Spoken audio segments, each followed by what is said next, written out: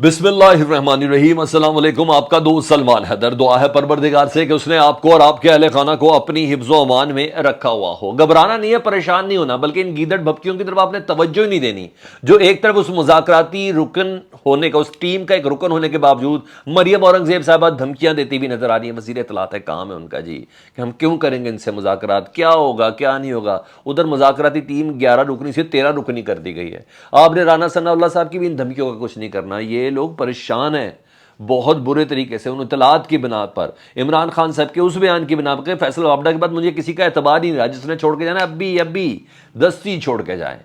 बिल्कुल आपने परेशान होने की जरूरत नहीं। हाँ, जिन चीज़ों पर परेशान होने की जरूरत है वो भी मैं आपको बताता हूँ, जो इस वक्त जो फ्रेश अपडेट्स मेरे तक पहुंची हैं, जिसमें गिरफ्तारियां कुछ हुई हैं, जिसमें दहशतगर्दी का एक बहुत बड़ा अंसर था, जिसको सीटीडी ने एक भरपूर कार्रवाई करते हुए जिसको महफूज किया, उसकी कुछ डिटेल्स हैं, मैंने आपको बतानी है। दूसरी तरफ इस रौले के बीच में एक शख्स बहुत पीछे था मुस्लिम लीग नून का, उसको एनआरओ मिलने की मुकम्मल तैयारियां हो चुकी हैं।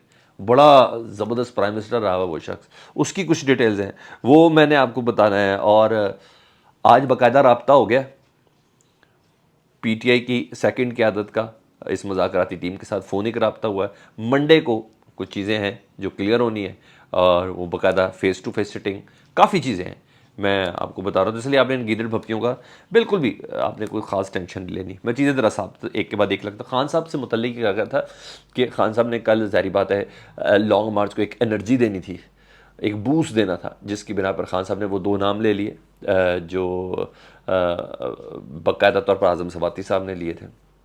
तो पता चला था कि अब खान साहब के बराबर के दाएं बाएं हल्के वल्के थे, अब खान साहब उस तरफ नहीं आएंगे। नहीं जी नहीं, आज दूसरा उनका एक खिताब था और पता चला खान साहब बिल्कुल भी हल्के नहीं आ रहे। खान साहब दबाव मज़ीद बढ़ा रहे हैं। जो दबाव कल की पहली तकरीर के बाद खान साहब को महसूस करना चाहिए था ना, वो खान साहब ने दोबारा वापस मोड़ दिया। और जो इस्लामाबाद के करीब होते जा रहे हैं जीटी रोड पे, खान साहब दबाव बढ़ाते हुए जा रहे हैं। और कल तक मुझे ऐसा अंदाज़ा था कि टीज़र चल रहा है, नहीं, खान साहब ने प्रेशर बढ़ा दिया। पहले XYZ, फिर हैरी, फिर कल नाम लिए, आज ओहदे तक बता दिए और मुतालबा कर दिया ओहदों तक बता के।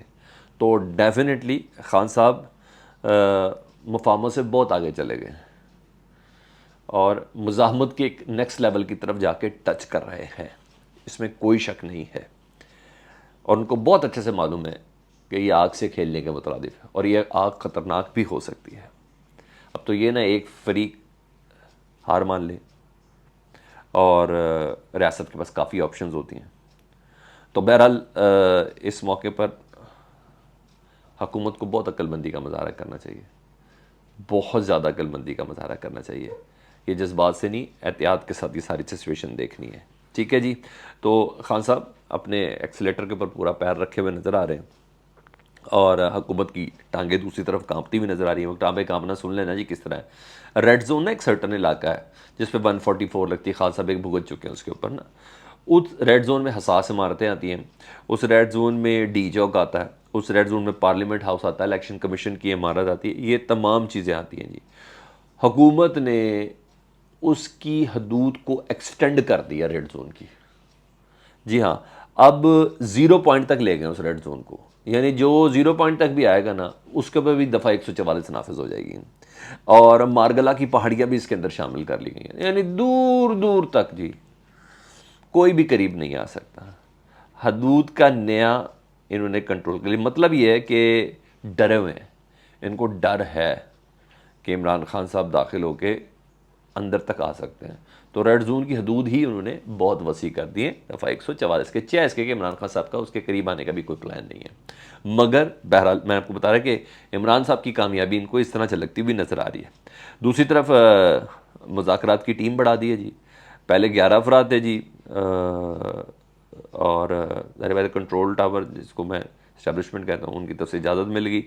और एयाज सादिक, ख्वाजा साद रफ़ीक, कायरा, कमर ज़मान कारा साहब, मरियम औरंगज़ेब, खालिद मकबूल सदीकी, मौलाना असद वगैरह ये शामिल थे। लेकिन अब तारिक बशीर चीमा, जी हाँ, चौधरी शुजात साहब वाला जो ग्रुप है, उनको भी शामिल कर दिया। यानी पूरी PDM का एक एक नुमाइंदा, दो दो नुमाइंदे ले लिए ताकि कोई भी हुज्जत ना रह जाए कि अगर किसी मुज़ाकरात तक या पाकिस्तान किसी भी पोजीशन पर जाके खड़ा हो तो नून लीग ये ना कहे कि जी हमने कोई सोलो फ्लाइट ली थी, ठीक है जी, और मुज़ाकराती टीम इसको बना दिया गया ताकि कहा गया जी आप सब हमारे साथ बीच के अंदर शामिल थे। ये भी एक बहुत बड़ा खौफ का आंसर है, बहुत, क्योंकि राना सनाउल्लाह साहब कह चुके हैं कि हम इलेक्शन तरफ जाना चाहते हैं, मगर जारी बात है जमहूरी अमल दीगर अपने जो इत्तेहादी उनके साथ मिलकर काम करना चाहिए तो वो नहीं चाह रही थी, नहीं तो हम इलेक्शन के अंदर पहले ही चले जाते। तो मुज़ाकराती टीम 11 से 13 हो गई है, लेकिन मरीम साहबा ने, जारी बात है, कभी भी आपने इनकी प्रेस कॉन्फ्रेंस पर बिलीव नहीं करना, पीछे कुछ और हो रहा होगा, ये ध्यान में रखिएगा। अभी अली अमीन की कोई कॉल आ गई है, वीडियो भी आती है, कॉलें भी आती हैं, बड़ी चीज़ें हो रही हैं, लेकिन बहरहाल ये सब सारी चीज़ें गेम एक के बाद एक बनती जाएगी। मगर पीछे मैं आपको बता रहा हूँ, पहला फ़ोन एक राब्ता हो गया, ठीक है जी, हुकूमत की मुज़ाकराती टीम का इमरान खान साहब की क़यादत के साथ, पीटीआई की क़यादत के साथ। मंडे को इनकी फेस टू फेस सिटिंग है और मंडे या ट्यूसडे को ही ये तय है कि इमरान खान साहब ने उधर जाना है और डीसी वगैरह इजाज़त दे देंगे और ये सब चीज़ें इस तरीके से, अल्लाह करे ये मुज़ाकरात हों कामयाब, ठीक है। खान साहब इलेक्शन मांग रहे हैं, डेट नहीं मांग रहे, इस पैरा के ऊपर आपने ध्यान में रखना है। और ये इलेक्शन कराना चाह रहे हैं, सिर्फ डेट्स के ऊपर आ जाएगा, महीने के ऊपर सेटलमेंट हो जाए तो ये चीज़ें सेटल डाउन हो सकती हैं। सिर्फ इलेक्शन ही मांग रहे हैं इमरान खान साहब और कुछ भी नहीं। बहरहाल अभी सुप्रीम कोर्ट में भी मंडे के दिन ये केस है और ये बहुत सी चीज़ें एक के बाद एक सामने आनी है। तो मैं आपको बता दूं कि पीछे मुज़ाकरात और इन धमकियों की तरफ आपने टेंशन नहीं लेनी जी। अच्छा जी, दूसरा एक और अहम तरीन चीज़ थी, वो थी सीटीडी ने कार्रवाई की लाहौर में, 8 दहशतगर्द गिरफ्तार कर लिए गए हैं, इनसे बारूदी मवाद मिला है, 26 सेफ्टी वायर्स मिली हैं, 8 डेटोनेटर्स मिले हैं, ममनुआ पम्पलेट मिले हैं, पिस्तौलें मिली और दीगर चीज़ें बरामद हुई हैं। पंजाब हुकूमत ने ये सिक्योरिटी पर कार्रवाई की है। आप इससे अंदाज़ा लगा लें कि एहतियात है, ज़ाहिर बात है सिक्योरिटी इदारे जाग रहे हैं, विजिलेंट हैं, ये सब चीज़ें इनको नाकाम किया गया है। तो जो इस कारवां के साथ हैं लॉन्ग मार्च के साथ, उनको भी बहुत ज़्यादा कॉन्शियस है। इमरान खान साहब को अपनी सिक्योरिटी के हवाले से, अपने लोगों के हवाले से, कारकुनों के हवाले से बहुत ज़्यादा विजिलेंट रहना है। जो शुरा हैं उनको बहुत ज़्यादा विजिलेंट रहना है। ये 8 दहशतगर्द हुए हैं क्योंकि इंडिया खुश है सिचुएशन से, इसमें मुझे कोई अब दो राय समझ नहीं आ रही।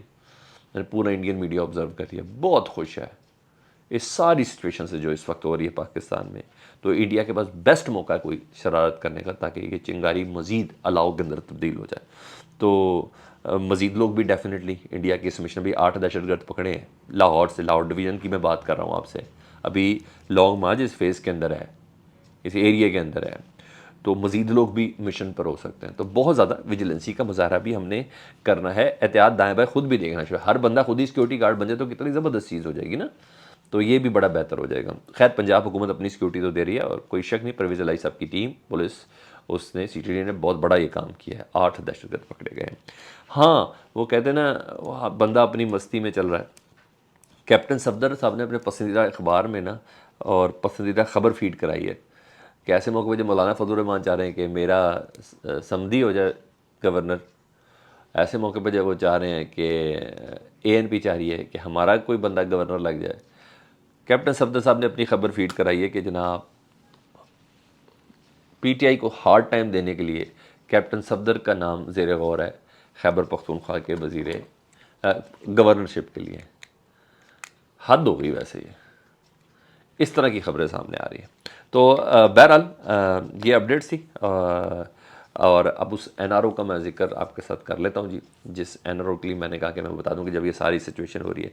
एक साहब हैं पाकिस्तान के वज़ीर आज़म रहे हैं नवाज शरीफ साहब के जाने के बाद, शायद खाकान अब्बासी उनका नाम है। काफ़ी पीछे पीछे थे बयानबाजियों में, आपको समझ में भी आते, टीवी पे भी इतना नज़र नहीं आ रहे थे। मिफ्ता साहब के वाले से उनको काफ़ी दुख अफसोस है ना। उनका एक मशहूर ज़माना केस है LNG का केस। उन्होंने महंगी LNG खरीदी थी, उसके ठेके दिए थे, मिफ्ता इस्माइल भी इसमें शामिल थे। यानी मोहब्बत का यहाँ तक आलम हो गया था कि उन्होंने कहा मिफ्ता से ना पूछे, सिर्फ मेरे से पूछे, मिफ्ता को आज़ाद कर दें। याद है आपको केस? तो उन्होंने देखा कि नैब के पर काट दिए हैं, नवाज शरीफ और शरीफ फैमिली अपने NROs ले रही है, जरदारी साहब अपने NROs ले रहे हैं, तो मेरे NRO की तरफ कोई गौर नहीं करे, वज़ीर आज़म तो मैं भी रहा हूँ। तो जनाब उनकी तरफ NRO का गौर हो गया और 2 रुकनी बेंच है जी इस्लामाबाद हाई कोर्ट का जी, 31 अक्टूबर को उनकी समाअत होगी। नैब के पर काट दिए गए हैं, नैब का ये केस था LNG का, अब इनकी इस केस का ख़त्म, इनके एक नया NRO जो था इनके वाले से बड़ा मशहूर ज़माना काम है, तो वो अब ख़त्म होने के लिए बिल्कुल तैयार है जी। और जब नैब के पर काट दिए हों तो फिर आप देख लें कि कितना ज़बरदस्त तरीके से काम होगा। मतलब ये है कि पीछे पीछे NRO भी इनके साथ चल रहा, तो वक्त थोड़ा है, काम ज़्यादा है, और थोड़े वक्त में बहुत से काम हो रहे हैं। तो शायद खाकान अब्बासी भी अब आपको बोलते हुए, गरजते हुए, बरसते हुए नज़र आएंगे, मगर 31 अक्टूबर के बाद। ये अपडेट थी। अपना बहुत ज़्यादा ख्याल रखें। फीडबैक से मुतल्लिक आगा करें। अल्लाहुम्मा सल्ली अला मुहम्मदिन व आले मुहम्मद।